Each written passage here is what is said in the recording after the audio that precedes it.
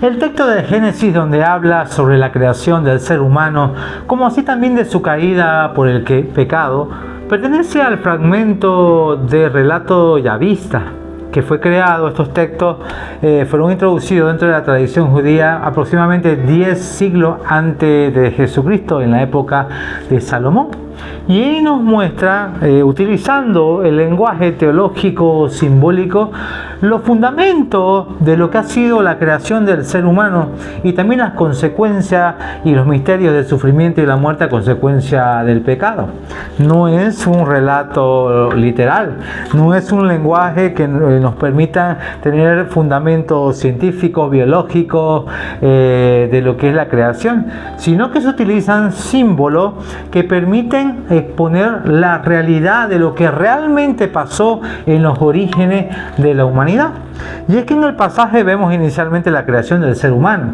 Del barro fue creado como un alfarero, pero viene dado con el don del soplo por parte de Dios. El regalo de la vida viene en sí por el Dios. Entonces los seres humanos somos barro, pero hemos recibido ese don precioso de la vida a través del soplo del Espíritu Santo. Pero ¿qué pasó en el interín? Dios nos los pone en el Edén. El Edén, el jardín, tipifica ese jardín precioso que después lo vemos como el paraíso, tipifica esa armonía de la cual el ser humano vivía consigo mismo, con su pareja, con la naturaleza y con su creador, con Dios. Entonces, en esa vivencia perfecta, Dios pone el límite. Claro que sí, el amor tiene que ver con la posibilidad de obediencia y de desobediencia. Entonces, el árbol del bien y del mal tipifica ese misterio de libertad que Dios nos ponía. Al ponernos el árbol del bien y del mal, la cual dice, ustedes pueden comer de todo, menos de este árbol, lo que me está dando era la posibilidad que yo pueda decidir amar a mi Creador, obedecer a mi Creador, porque Él, al conocerme perfectamente, sabía que no estamos nosotros en condiciones de pasar nuestro límite de la humanidad. Entonces, ¿qué pasó? La serpiente, que tipifica el astuto, el que tiene un discernimiento de lo que es bien y mal, pero profanado, que posteriormente también el Apocalipsis lo hace referencia a Satanás, viene a tentar con sujeción a Eva. Entonces, esta sujeción es muy sutil, lo que le dice, ¿no? Hace contraria a la orden, preguntando de manera negativa, donde dice, ¿verdad que Dios no les prohibió comer de todos los árboles? Eso ya entra la duda. Y cuando nosotros comenzamos a hablar con el enemigo, estamos fritos. Porque ese diálogo te engendra duda. Ese diálogo te permite a ti buscar más allá de tus horizontes, querer tener de autosuficiencia para tener una vida sin Dios. El gran pecado original se basa en eso, en la autosuficiencia. Porque el árbol del bien y del mal tipifica de decir, bueno, yo quiero saber discernir lo que está bien y lo que está mal y no depender de Dios. Eso pasa hoy en la actualidad, cuando hoy todo el mundo subjetivamente cree que es lo correcto y aplica lo que está bien y está mal para con uno y para con los demás. Pero por supuesto que nosotros erramos. Ese ha sido el gran pecado. Pero qué interesante, el mandato de no comer se lo dicen a Adán, pero Eva es la que termina cayendo en la tentación. ¿Por qué? Porque ve un fruto agradable para sus ojos, deseable para sí mismo. Entonces, por supuesto, ahí es donde nace la tentación, lo que es la concupiscencia, el deseo desordenado de la carne. Entonces, ¿cuál es el pecado de Adán? Adán es por mantener el silencio, por no protegerla a Eva, porque no corregir cuando correspondía corregir en ese momento. Y eso altera el orden de la relación del hombre con la naturaleza y para con Dios. Entonces, a partir de ahí, el desorden viene. En ese momento, al comer el fruto del bien y el mal, que por supuesto, vuelvo a repetir, utilizando el lenguaje simbólico teológico, tipifica que el hombre automáticamente comienza a ver el discernimiento del bien y el mal, pero ya profanado en su pequeñez. Entonces, ¿qué es lo que se ve? Se abren los ojos, pero no en el sentido positivo. Se abren los ojos en el sentido de que ya ve su desnudez, su miseria, su ruptura para con él, para con la naturaleza y para con Dios. Entonces el hombre, como también cae en el pecado, piensa que también él puede solucionarlo. La Escritura hace referencia que el hombre, cuando se vio en vergüenza, buscó una hoja de higo para taparse sus partes íntimas porque se sentía desnudo, perdió su inocencia. Entonces el hombre también quiere cubrirse de vergüenza, justificando sus acciones. Posteriormente vimos que Dios después cubre la desnudez con pieles de animales que tipifican la sangre, que tipificaban a Cristo mismo para nuevamente tapar la desnudez por el pecado y la vergüenza. Ese es el origen de las tentaciones que se consuman en la concupiscencia de la carne, en el pecado, y a partir de ahí se engendra la muerte.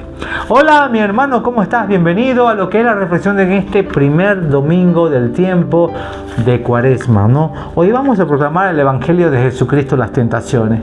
Vimos inicialmente el relato de la creación y la caída por el pecado. No pudimos nosotros los seres humanos poder ser obedientes. No pudimos nosotros aguardarnos completamente en la presencia de Dios y poder nosotros, si hemos caído también en pecado, socorrernos hacia Él. Vimos que ellos estaban en el Edén, en el paraíso, las mejores condiciones para el ser humano. Tenía comunión con Dios.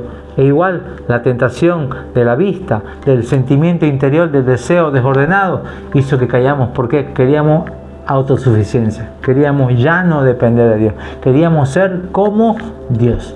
Ahora, en el Evangelio, vemos todo lo contrario. Si por Adán entró el pecado a toda la humanidad, en otras palabras, se preconfiguró automáticamente la maldad en todo el mundo. Y al venir la maldad, sobrevino la muerte, como decía la segunda lectura cuando Pablo le escribía a la iglesia de Roma. Entonces, por un hombre entra el pecado, pero ahora Jesucristo, varón fiel, obediente plenamente, lleno del Espíritu Santo y en las condiciones más inhóspitas. ¿Por qué? Porque el Espíritu Santo se lo lleva a Jesús para ser tentado, pero en ese sentido, para que esté absorbiendo toda la miseria humana. O sea, en la debilidad del ser humano, Jesús resistió las tentaciones. Adán, en el huerto maravilloso, no pudo, que tipifica a nosotros, pero Jesucristo nuevamente nos da el camino correcto a través del desierto. El desierto bíblicamente tipifica preparación, proceso, tiempos de silencio, tiempos de comunión interior y a veces tiempos de sufrimiento que permiten que nosotros direccionemos correctamente a la obediencia perfecta que Dios quiere para con nosotros. La primera tentación que Jesús recibe, por supuesto, 40 días sin comer absolutamente nada, estaba en la debilidad completa. Entonces Satanás, yo digo un poquito tontamente, ¿no? Le dice: convertí esta piedra en pan. Le pregunta y le quiere hacer convertir al pan de vida que es Jesús. Pero claro, en ese momento Jesús le viene la presunción, como le fue a Eva, comienza a hacer presunción de ¿qué? De la bondad de Dios. No, Dios no es tan bueno como vos crees. Te viene la presunción, te hace dudar, porque dice: si realmente tú eres el Hijo del Hombre, convertí la piedra en pan. Y eso te pone continuamente la vida. Te hace tú desconfiar de las bondades que Dios te ha tenido conmigo y sobre todo de sus promesas, y de la cual por eso abortamos en obediencia, somos desobedientes absolutamente en todo. Y aparte buscamos nosotros nuestra comunión con Dios. ¿Para qué? Para que podamos nosotros autosatisfacernos para nosotros mismos. ¿Qué quería? ¿El poder divino que tenía para satisfacer su hambre en ese momento? No. Y Jesús con la palabra de Dios dice: no, el hombre no solamente vive de pan físico, sino que toda palabra que sale de la boca de Dios. Hay que tomar prioridades. La palabra de Dios nos da vida. El pan viene como un complemento a esa relación perfecta con Dios. La segunda tentación, quizás es la que mayormente hacemos. Satanás lo lleva a la cima y le muestra: mire, vamos, te voy a decir Salmo 91. El Salmo 92 dice: y tus ángeles vendrán y no permitirán que tropieces con una piedra, diciéndole: tírate, no te va a pasar nada. Si realmente eres el Hijo de Dios, no te va a pasar absolutamente nada. El Salmo 91 nos dice. Eso es lo que nosotros hacemos cuando sacamos de contexto los textos bíblicos. Esto es el Salmo 91, pero el Salmo 91 en su contexto general hace referencia de la protección que tiene Dios contra los justos que caminan en su rectitud. Poner a prueba a Dios no es estar en rectitud porque estás usted sobornando la fe.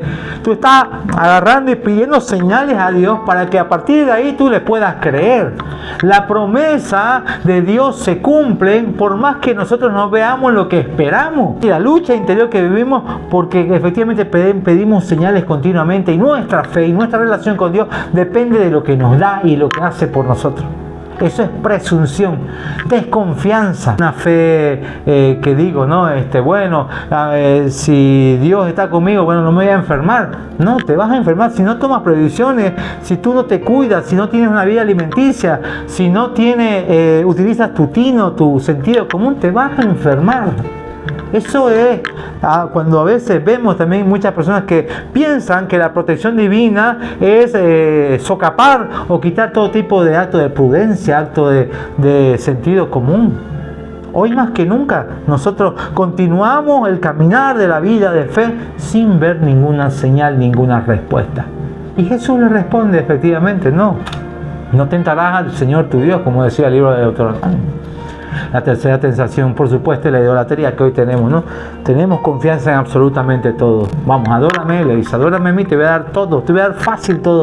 No vas a pasar la cruz, no vas a pasar ningún tipo de proceso, no vas a pasar, vas a hacer tu vida feliz, vas a tener de todo en la vida, pero tenés que adorarme.